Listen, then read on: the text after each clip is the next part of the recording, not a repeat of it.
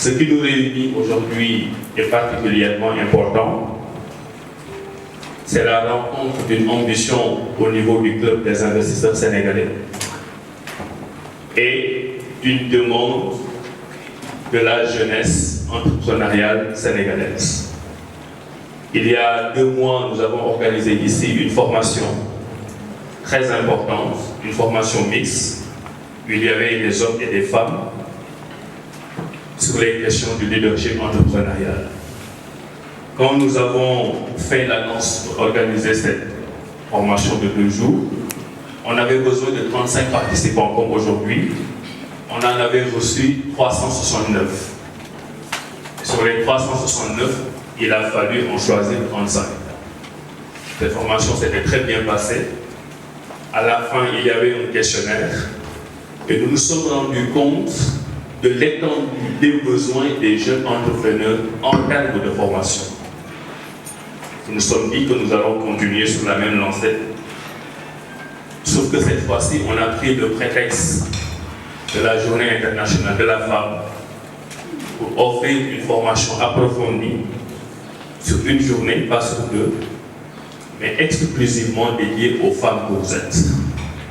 Donc aujourd'hui, le Club des investisseurs voudrait vous fêter, le Club des investisseurs voudrait vous chanter, le Club des investisseurs voudrait vous accompagner à mieux vous connaître pour être mieux utile à votre propre pays. Quand on est entrepreneur, on fait face à des situations où les formations classiques reçues dans nos universités et dans nos écoles de formation ne proposent pas réellement des solutions. Au Sénégal, on a un très gros décalage entre le contenu des curricula et la réalité du monde professionnel. Ce qu'on apprend dans le monde universitaire ne correspond pas aux attentes du monde professionnel. Et les attentes du monde professionnel ne sont pas réglées dans la proposition de curriculum au niveau universitaire et au niveau des business schools. Donc il faut des espaces comme celui-ci où on essaie de régler toutes ces questions de leadership, toutes ces questions de soft skills, toutes ces questions de leadership entrepreneurial dont on ne trouve pas trace dans nos formations. Moi, je suis Madame Rokhaya Diagne. Je suis honorée d'être ici devant vous et de pouvoir partager mon expérience, mais apprendre de vous. Et j'espère qu'à la fin de la journée, vraiment, ce sera l'opportunité de poursuivre ce qu'on va essayer de construire dans la journée d'aujourd'hui. Moi, c'est Mariam Tonkara. Je suis là aujourd'hui en tant que jeune entrepreneur qui cherche à se relever après plusieurs échecs. Je m'appelle Léa Doupal, je suis salariée dans une entreprise. En même temps aussi, j'ai créé mon entreprise depuis 2013.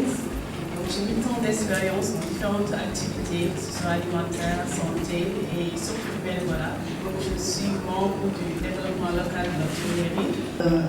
Saluer distinctement ces hommes universalistes, situationnistes, patriotes engagés, qui ont eu l'excellente initiative de mettre ce groupe club en place afin de donner la chance et de dégager l'ouragan d'espoir à cette jeunesse qui veut apporter leur pierre à l'édifice et faire quelque chose dans ce pays.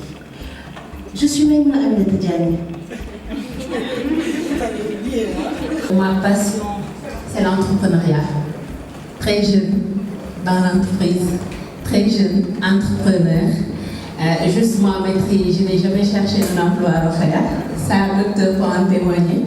J'ai toujours été dans l'entrepreneuriat pour dire également que même c'est lui qui m'a un peu tordu le bras pour m'enlever de ce milieu-là. Par ma passion, c'est le bénévolat. En fait, j'aime bien, je suis dans plusieurs associations où est-ce qu'on aide les plus démunis, enfin ceux qui sont vraiment dans le besoin. Ma passion particulièrement, c'est j'aime bien relever les défis parce que très tôt, à l'âge de 4 ans, j'ai perdu ma mère et toute ma vie, je l'ai fait qu'à relever les défis. Ma passion, l'être humain, tout simplement. Ma passion, c'est l'agriculture. Disons que depuis toute petite, je rejoignais quotidiennement mon père pour le soin familial. D'ailleurs, c'est là qu'est née la passion pour l'agriculture. Mon exemple de leader féminin, je vais dire que c'est ma mère parce que en grandissant, je pensais que c'était mon ennemi numéro 1. Parce que voilà, on ne s'entendait pas et puis elle était Elle était très stricte, mais en même temps, aujourd'hui, c'est ma conseillère et elle m'aide toujours à me relever. Ma mère, c'est elle qui est mon leader féminin. Pourquoi? Parce qu'elle m'a toujours inspirée. Donc pour mon leader féminin, je dirais moi-même, parce que je ne sais pas où je suis passée jusqu'à arriver là. J'ai mis en place l'entreprise depuis 2013 et je peux dire que j'ai vraiment galéré, donc je dirais que je suis mon propre leader. Merci. Mon inspiration féminine, je dirais ma grande sœur, parce que c'est une battante, et aussi toutes ces femmes qui se lèvent le matin, qui ont un objectif et qui font tout pour l'atteindre. Aujourd'hui, nous sommes là, profitons de la journée des femmes et de l'opportunité que le Club des investisseurs nous donne d'être ensemble et d'apprendre ensemble. Mais pour moi, c'est aussi redéfinir le positionnement du leadership féminin dans l'organisation. Redéfinir les atouts du leadership féminin et apprendre à surmonter ou ne pas considérer ça comme des barrières, mais voir que, en fait, dans tout parcours, on doit surmonter des échecs, on doit surmonter des difficultés, on doit surmonter des perceptions, des stéréotypes, etc. Mais essayer d'utiliser ça comme des forces pour avancer et avancer au rythme que vous avez envie d'avoir. Et c'est pour ça que c'est important de se connaître soi-même et de se positionner comme moteur et ne pas se bloquer à travers la perception des autres.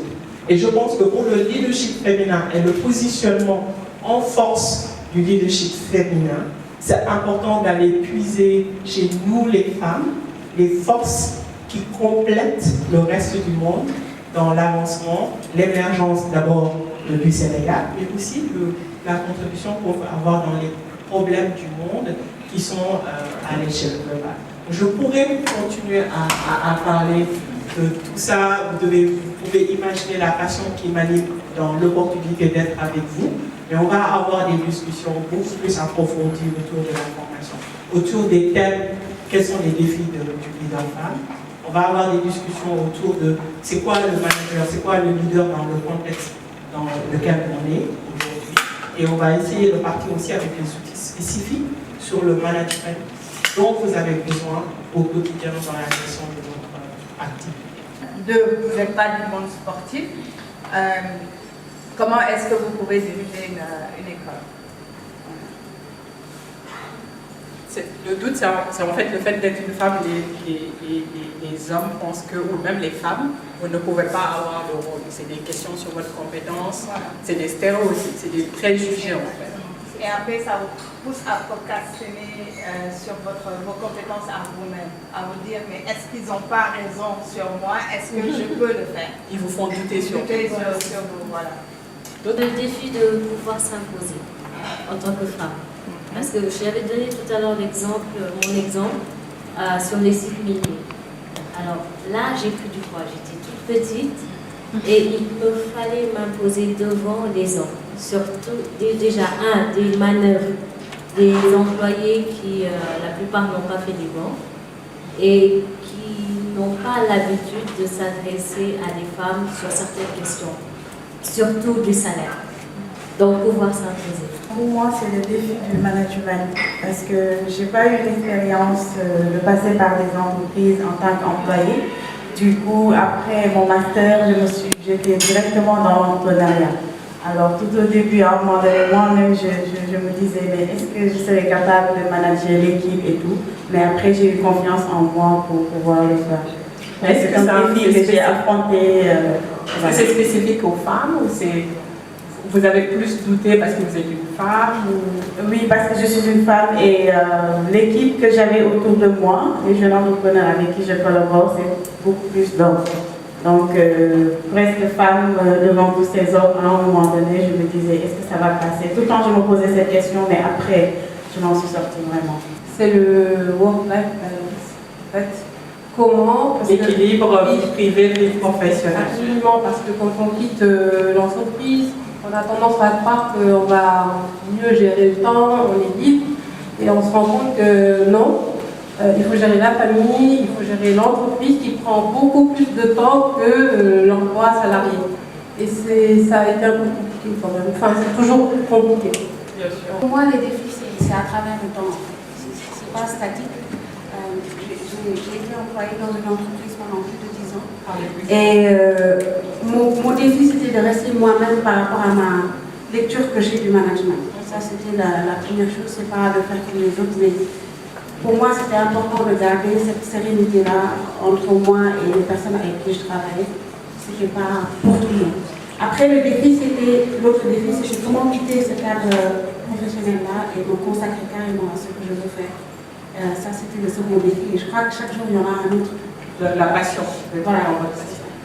Il y a le défi de s'imposer parce que j'ai eu la chance de travailler en tant que responsable ressources humaines dans une multinationale, spécialement dans une entreprise chinoise où vous êtes le responsable ressources humaines de ces Chinois-là et vous vous imposez en tant que d'abord femme et puis en plus en tant que peau noire, tellement c'était un défi qu'il faut relever et que j'ai eu à relever pendant au moins 1 an.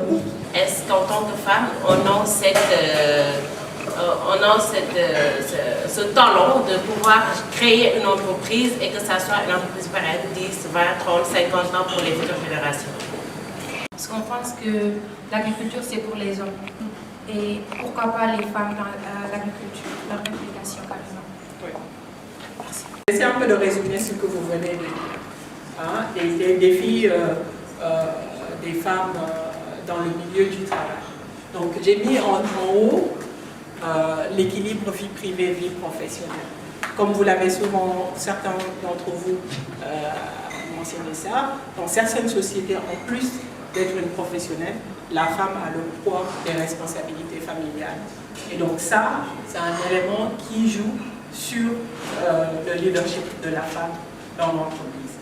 Est-ce que c'est négatif? Est-ce que c'est positif? Pour certains, c'est un problème. Pour d'autres, c'est une opportunité. Moi, je voudrais que nous les femmes que nous sommes, lorsque nous sommes confrontés à ces challenges-là, d'essayer de le positionner comme une opportunité. Maintenant, quel est le processus pour pouvoir positionner ça comme une opportunité?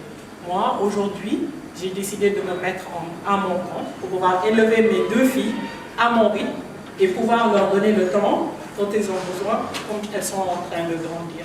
Et c'est là où, en fait, en tant que femme, en tant qu'homme, mais en tant que femme surtout, donc parce qu'il y a les défis de la maternité. Pour certains d'entre nous qui choisissent la maternité, les défis pour certains d'entre nous qui vraiment, parce que souvent, des fois, il y a des femmes qui choisissent de ne pas avoir des enfants, il y a des femmes que le choix s'impose à eux, mais lorsque la maternité s'impose, ça peut être un défi. Combien de fois dans les entreprises, on entend, mais elle part toujours à 17h, comme si elle est la seule à avoir des enfants à prendre à l'école. Encore une maternité, mais encore un congé de maternité. Combien de fois vous avez eu peur d'aller en entretien parce que vous avez la forme un peu prééminente, d'accord?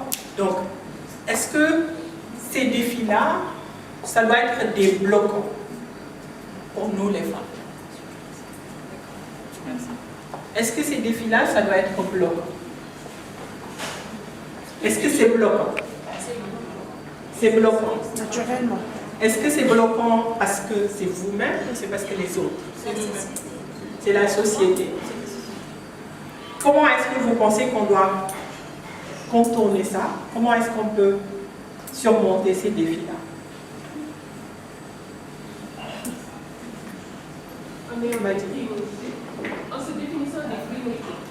En se définissant des priorités en personnel. Ce que je pense Madiguel essaie de dire là, moi, compte tenu de la carrière que j'ai eue, c'est-à-dire que ma carrière, c'est moi qui ai décidé ce que je voulais. C'est pas parce que dans une entreprise il y a un poste de directeur ou il y a un poste de vice-président que c'est pour moi. Parce que peut-être que c'est la carrière naturelle, compte tenu de mes capacités, de mes compétences, ou peut-être des besoins de l'entreprise, mais est-ce que c'est la carrière qui va permettre de me définir en tant que moi-même et en tant que femme, là où je me trouve dans ma vie, mère, soutien de famille, sœur, etc. et dans le contexte dans lequel on est. On est au Sénégal, on sait très bien c'est quoi le rôle de la femme dans nos sociétés. Donc, c'est important que vous vous définissez par vous-même. Ces défis-là sont bloquants si vous les acceptez. Moi, avant d'avoir mes enfants, dans ma carrière professionnelle, j'ai toujours eu de très bonnes évaluations.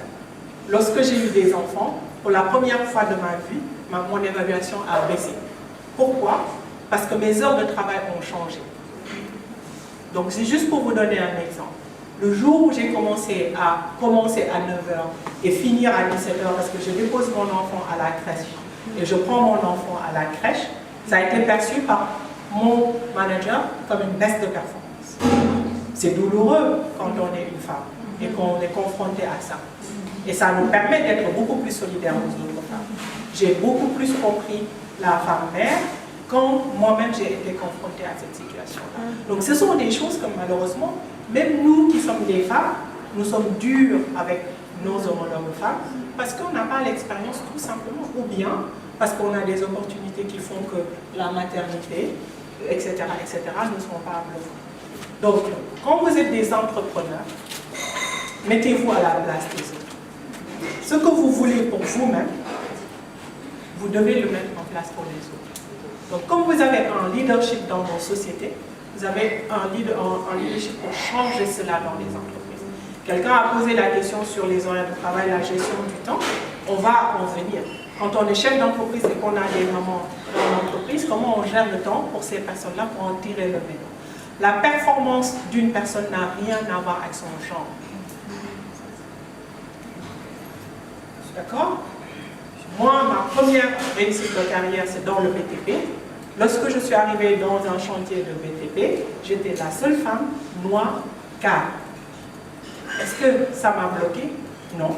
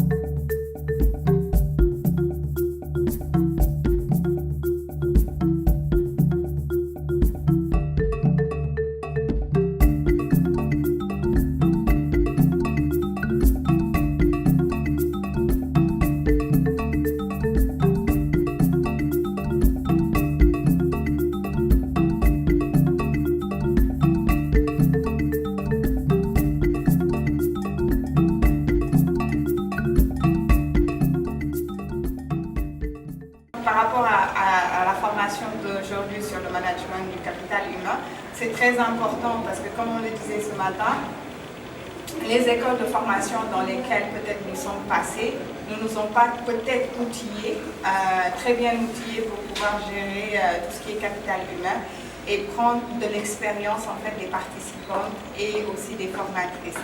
Donc là, on est un groupe de femmes, leaders ou managers si je peux dire.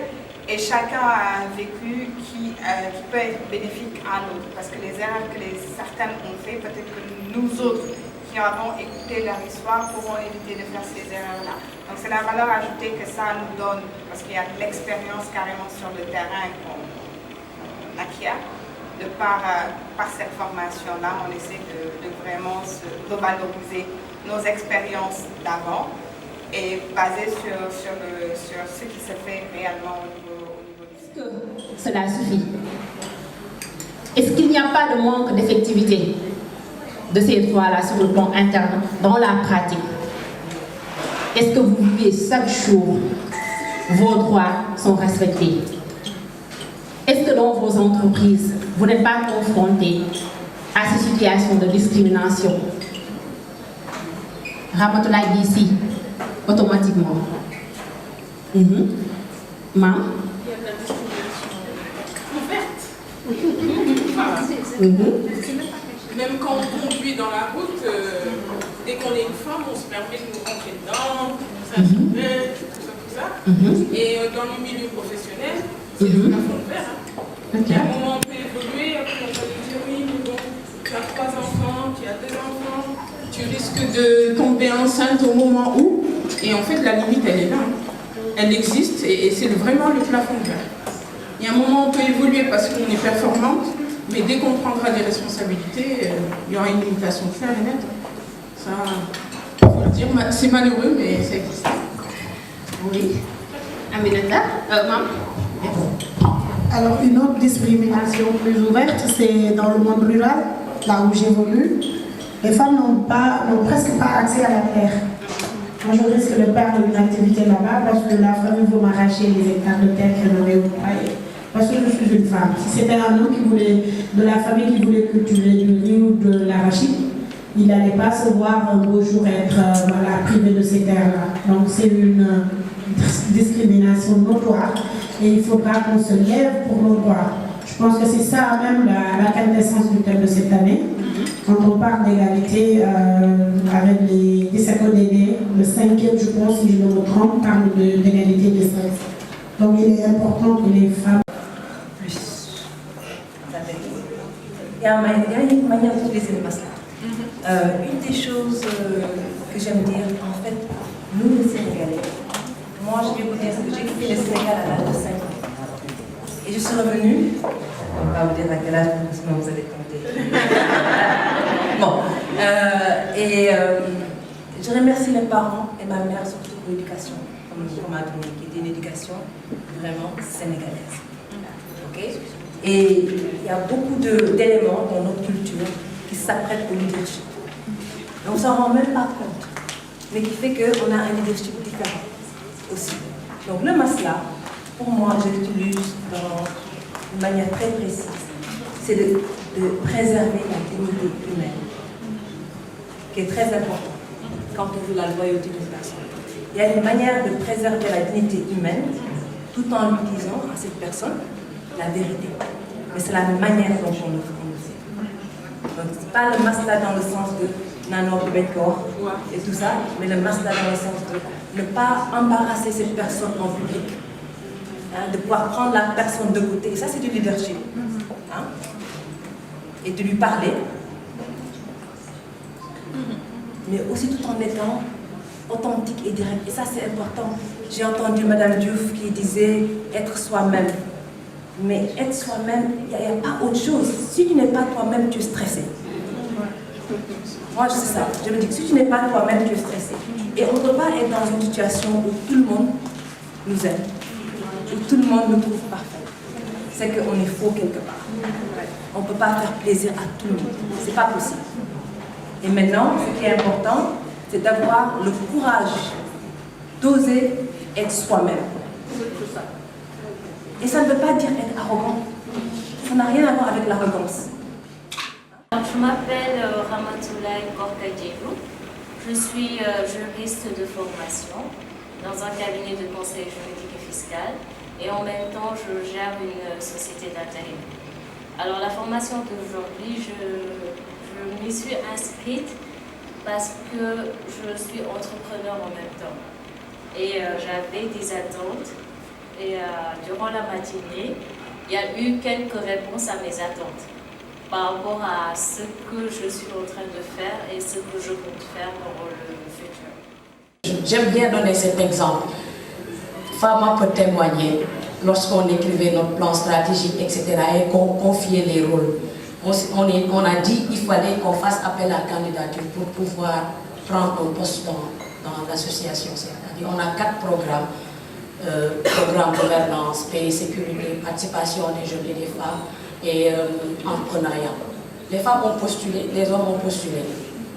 Les hommes nous ont dit non, il ne faut pas qu'on aille vers des compétitions. Nous, on leur avait dit, nous on veut la compétition. Parce qu'on savait techniquement et matériellement qu'on était prêts. Donc ça aussi, il ne faudrait pas que nous ayons peur d'aller challenger les hommes. Parce que souvent, ils nous rendent non, allons au vote. Mais si nous allons au vote, on va les battre. Ça c'est sûr. Maintenant, Fama nous a un peu lancé des pics en nous disant que nous aimons ratifier. Oui, je pense que ça aussi c'est dans le cadre normal des choses. Maintenant, moi, le challenge c'est comment passer de la normalité à l'effectivité. C'est-à-dire, les lois nous garantissent ça. Comment faire de telle sorte que ça soit effectif. C'est-à-dire, la fille qui est à Fongolémé, qu'elle puisse s'approprier la loi sur la criminalisation du viol. Mais si on est là, parce que moi je peux dire que ce cadre est un cadre de privilégié. Comment aujourd'hui démultiplier les formations qu'offre le CIS dans les zones les plus reculées du Sénégal. Ça aidera la jeune fille qui est à Fongolémé, qui ne voit que deux professions, une femme enseignante et une femme sage-femme, et qui veut devenir plus tard sage-femme et non pilote. Donc ça, il faudrait que nous tous, qu'on aide les autres si nous voulons aller loin. Maintenant, par rapport à la parité, je pense que ça a été utile, parce que c'est parti d'expérience. Je vous donne juste un cas. Madame Aïda Mbodj a été nommée ministre de la Femme. Elle devait rejoindre le gouvernement. Madame Aminata Tall a été nommée secrétaire générale. Elle devait rejoindre le gouvernement parce qu'elles étaient en ce temps-là au Parlement. Et quand elles ont rejoint le Parlement, c'est deux hommes qui les ont remplacées. Elles ont pensé, dans le cadre de la loi sur la parité, leur expérience leur avait permis de dire que maintenant la suppléance doit être paritaire. Ce qui m'a fait entrer au Parlement. Je pense qu'il faudrait aussi qu'on parte des expériences si nous voulons que les lois que nous mettons en œuvre, le vécu est très important dans la vie d'une nation. Et il y a eu beaucoup d'avancées qui ont été faites. Et je pense qu'il faudrait aujourd'hui, avant de créer notre entreprise, qu'on aille regarder la Constitution. C'est primordial. Si je posais la question combien d'entre nous ont lu des articles sur la Constitution, peut-être je me retrouverai avec 2 ou 3. Parce que le cadre juridique nous permet de mieux valoriser nos droits, de mieux s'épanouir. Je prends l'exemple de l'AGS. AGS, vous avez dit, combattre les inégalités contre les femmes avec le droit. Donc je pense que c'est des opportunités que la loi nous donne. Il faut les saisir et aller de l'avant. Quand j'ai revisité la thématique de votre atelier qui est axée sur le leadership féminin pour redonner confiance par rapport à nos institutions, j'ai ramassé quelques bribes. Peut-être je pourrais parler quelque part de moi quand il s'agira de donner des exemples de ma trajectoire. Je suis actuellement à la tête de la direction de l'équité et de l'égalité de genre, qui a un mandat national d'appui conseil à tout le gouvernement du Sénégal, au secteur public, parapublic, au secteur privé, mais également aux organisations de la société civile. C'est pour cela que cette activité entre dans le cadre de nos mandats et je l'ai accepté aussi. Avant d'être à la tête de la direction de l'équité et de l'égalité de genre, j'ai occupé le poste de directeur national de la famille. Et en parlant de préjugés tout à l'heure, ce n'est pas le fait des lois. Quand on m'a nommé directrice de la famille en 2013, les gens estimaient que j'étais trop jeune pour occuper ce poste et que mon statut de célibat ne permettait pas de m'occuper des questions familiales. Vous voyez ce que ça donne. Et pourtant, beaucoup de mères, j'ai assumé des fonctions de mère, de parent, plus que des personnes qui sont considérées comme étant de vrais parents. Et ça, je pense que les femmes peuvent en témoigner autres. Le combat a été mené. J'ai quitté la direction. Mais je suis restée moi-même. J'ai dit, vous pouvez prendre la direction. Mais vous ne pouvez pas monter ce que j'ai dans la tête. Et je me suis retirée un peu de la fonction publique. N'ayant commis aucune faute, je percevais mon salaire de fonctionnaire. Mais je m'occupais ailleurs. Et je suis allée sur le terrain dans cette aventure avec FAMA et les autres juristes. Gestionné pas mal de régions dans ce pays. Et nous sommes allés à la rencontre des femmes. Tout à l'heure, quelqu'un en a parlé, je pense que c'est FAMA. Vous êtes une élite, mais il y a des femmes qui n'ont pas la chance d'aller à l'école. Elles devraient avoir d'autres alternatives. Et c'est pour cela que nous avons initié un programme de vulgarisation des droits des femmes dans quelques régions du pays. Et je disais aux femmes, à femmes et aux autres sœurs, je suis contente de piloter ce programme parce que ça nous a permis de transformer les vies. Ne serait-ce qu'en prenant l'exemple de l'état civil, des personnes qui n'existaient jamais juridiquement, nous avons parvenu à leur établir des pièces d'état civil pour qu'elles aient une première fois l'existence juridique. Et avant cela, moi j'étais conseillère technique à plusieurs postes. Conseillère technique de cabinet 1, 2, conseillère technique de département et j'étais également chargée, dès mes débuts dans la fonction publique, de la division promotion du statut de la femme. Donc toutes les questions que vous avez discutées ici, j'ai eu à les porter au sein du ministère de la Femme, de la Famille et de la Protection des enfants Mais j'ai eu également à travailler sur ces questions dans ma vie de militante. Je suis membre de l'Association des juristes sénégalaises, mais avant l'AG, je militais déjà quand j'étais étudiante à la rapport africaine pour la défense des droits de l'homme. Je voudrais tout simplement saluer d'abord cette excellente initiative qui a été mise en place par ces univers situationnistes, c'est-à-dire les fondateurs de ce club des investisseurs sénégalais, qui, bien entendu, ont compris les enjeux de l'accompagnement, que ce soit sur le plan technique et aussi stratégique, pour cette jeunesse qui veut apporter leur pierre à l'édifice pour la construction de ce pays. Je vous remercie infiniment de m'avoir sélectionné, d'avoir fait partie tout simplement de cette formation. Je me prénomme Memouna Aminata Diagne, directrice générale des boîtes de service, formatrice en technique vocale et oratoire à l'école d'art oratoire, leadership et management, présidente en même temps d'une association qui défend les immigrés, les migrants de retour. Alors ce fut très enrichissant cette première partie de formation. Madame Rokhaya Ndiaye, avec bien entendu sa compétence et son expérience qui fait d'elle une femme leader et une femme exceptionnelle, a eu son relâche à partager son expérience avec nous. Ce fut très fructueux. Elle a répondu de manière très globale et très brève à toutes les attentes sur lesquelles nous avons fixé les règles du jeu de ce premier passage. La participation active de toutes les jeunes femmes, leaders et managers qui étaient dans cette salle aussi est à saluer. Donc globalement, je suis vraiment satisfaite d'avoir assisté à cet atelier, tout simplement, qui renforce non seulement les capacités de gestion humaine, de gestion managériale, mais aussi de nous donner la chance de voir plus loin dans un objectif de développement durable et d'être à la hauteur de la dignité de la cause que nous défendons.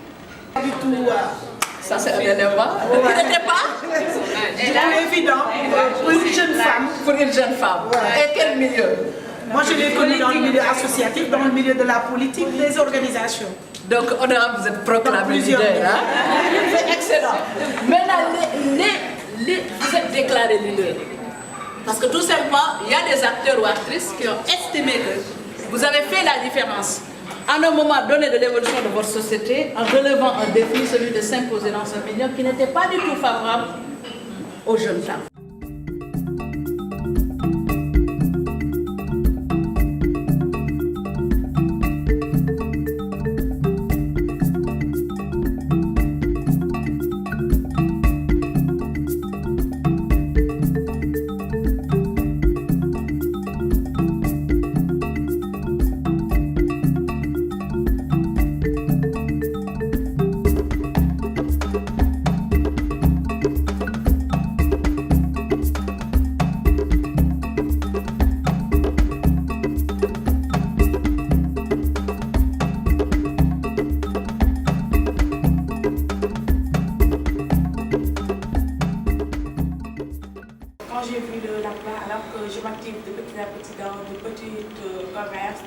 L'entrepreneuriat, je me suis dit pourquoi pas ne pas venir et voir ce qui se passe exactement dans le monde, dans l'autre monde qui n'est pas le public, donc voir dans le privé. Parce que dans mes aspirations, je me disais qu'une fois que je vais faire 5 ans au niveau public, je vais carrément sortir. Parce que j'aime la liberté, j'aime l'autonomisation. Donc quand j'ai vu la formation, je me suis inscrite. Et là, depuis ce matin, je vois que vraiment mes objectifs sont en train d'être atteints petit à petit. Parce que là, je me vois plus en plus, parce que je sais ce que je veux faire. Depuis toute petite, j'ai toujours refusé d'être une personne comment dirais-je, qui reçoit un salaire, qui doit être commandée, dirigée. Non, je me suis dit toujours que moi, je vais être une personne libre. Du coup, je suis toujours dans l'entrepreneuriat. Et depuis ce matin aussi, la formation répond à ces objectifs quand même.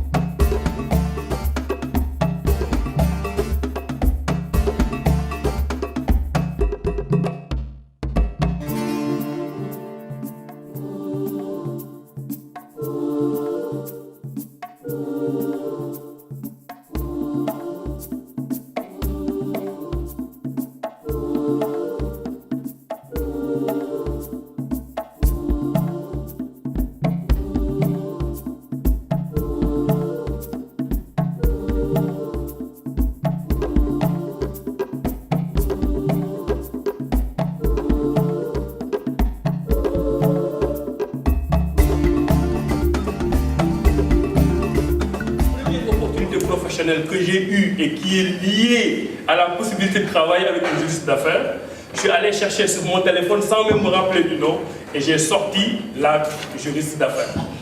Et depuis lors, on est ensemble. Elle fait un travail excellent. Et je tiens beaucoup, moi, à ces questions de transparence et de compétence. Je ne sais pas, parmi celles qui sont là aujourd'hui, il y en a combien que je connais? Peut-être une ou deux. Je ne suis même pas sûr que j'en connais. Parce que quand on dit qu'on fait cette formation, moi, je ne vais pas chercher dans mon entourage des gens qui doivent en profiter. On fait une annonce Facebook. On a 151 candidates, je crois, pour cette formation. J'ouvre mon ordinateur, je regarde CV par CV. Je pense qu'il n'y en a pas une seule d'entre vous qui peut dire qu'elle m'a connu, qu'elle m'a appelé, qu'elle a envoyé un mail ou whatever. Je suis allé voir vos CV, j'ai choisi les meilleurs CV. Et à mon avis, c'est cette prime à la compétence et à la capacité qui doit fonder le Sénégal de demain.